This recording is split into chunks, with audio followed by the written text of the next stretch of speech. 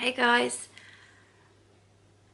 sorry for not looking my best. I'm sorry I'm in a different location. I'm in my living room today.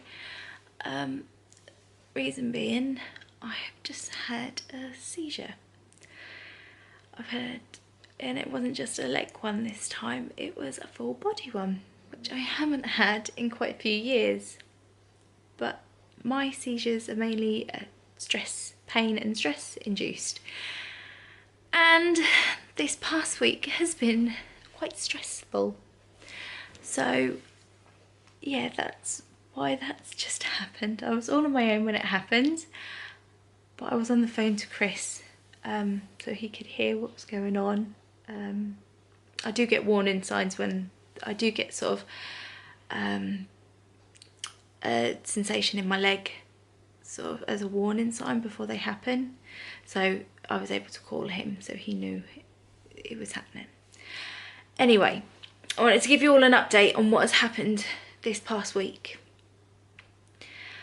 I was calling my MS nurse to let her know about the chest pain, the high heart rate and the costochondritis, because she didn't know anything about it. And I wanted to just basically say about the Tysabri, and I didn't feel pretty much that I was up for it. She kept ignoring my calls. So I called the rheumatology ward, which is where I have the infusion, and got them to call the MS nurse. Basically, within seconds, the rheumatology ward called me back and said she said still come anyway. She's not bothered about speaking to you on the telephone. She said still come anyway on Thursday and she'll see you then. So I wasn't happy with this. I burst into tears because I thought, if she can't even give me 5 minutes to talk on the telephone so I can explain my symptoms, you know, I didn't feel that was very fair. So anyway, Chris came with me for support on Thursday, and we got the hospital. Literally, in the ward, you have, I'd say about 15 people all having their infusion at once. She didn't even come over to me and give me privacy to talk to me. She literally was walking across the room saying, it's okay, you can have your Tysabri. Tysabri doesn't give you chest pains. And I thought you're supposed to have sort of privacy about what you're on, you know, doctor-patient confidentiality. So to be shouting out across the ward what's wrong, you know, what I'm on and stuff, I wasn't too happy about that, first of all, to start with. But anyway, the fact that she said about Tysabri doesn't give you chest pain, well, fair enough, but that wasn't the reason why I was trying to call up in the first place.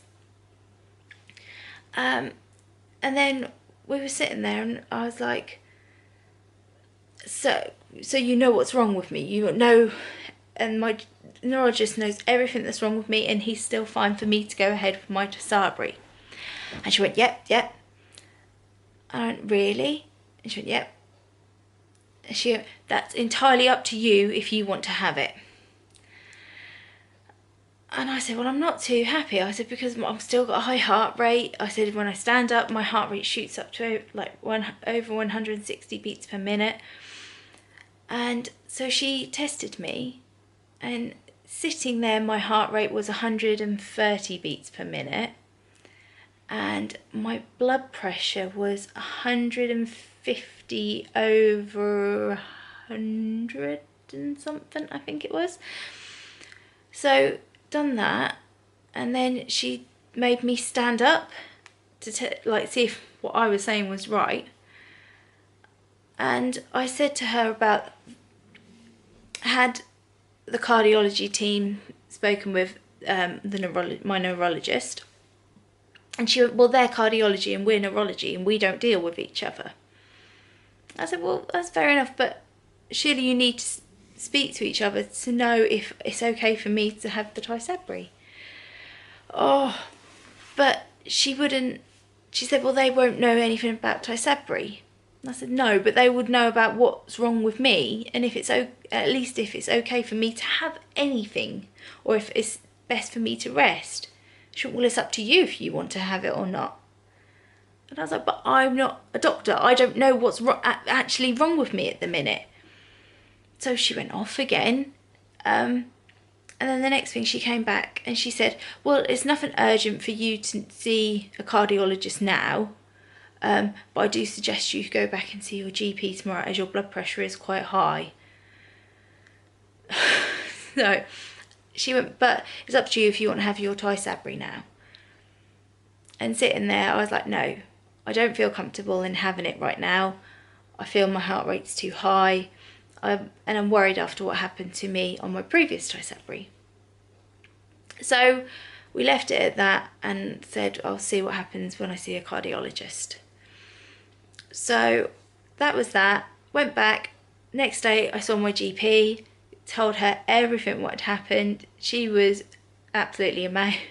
She was gobsmacked. But then she was absolutely amazing. She took my blood pressure, took my heart rate. She was a bit reluctant to give me anything to help with my blood pressure because she said, as you don't know what's wrong with me, she doesn't want to give me anything because that could potentially make it worse. However, she was going to contact the cardiology team to see if they could make my appointment and bring it forward sooner, because we don't want me to miss any more of my Tysabri treatments, because I'm supposed to have 2 more Tysabri treatments before my cardiology appointment. So yeah, that's what's been happening to me. As well as all that, I've been having, like I say, high heart rate, chest pains, and yeah, it's all been a bit mad. And then we've also got tomorrow, Chris has got his operation. So I'm getting a bit anxious about that, worrying how we're going to manage with Chris out of action, because he does everything. He's absolutely amazing. But as a family unit, it's just the 4 of us. Neither me or Chris have our parents about. So it is just the 4 of us. Chris does everything. He is absolutely amazing. He will help me in and out of the bath. He will wash and dry my hair. He will do the girls' hairs. He cooks meals. He washes up. He just does absolutely everything. So with him out of action, I do not know how we're going to cope, especially with me so bad at the minute. So yeah, I am a bit anxious and worried about that. So we will just have to wait and see how we get on. I'm trying to plan things like easy meals and bits and pieces like that, so we shall see. Yeah. Anyway, that is how my week's been. Awful. But you guys again have been brilliant. Have been sending me absolutely lovely messages. Not just on YouTube, but on Instagram, on Twitter. So thank you ever so much for that. And yeah, thank you ever so much. I really do appreciate it. It does help me, especially on my low times, especially on my down days. So thank you ever so much. So yeah, that's everything from me. If you did like this video, please like it, please subscribe, and yeah, that's everything from me, and I will see you guys all again next week. Bye.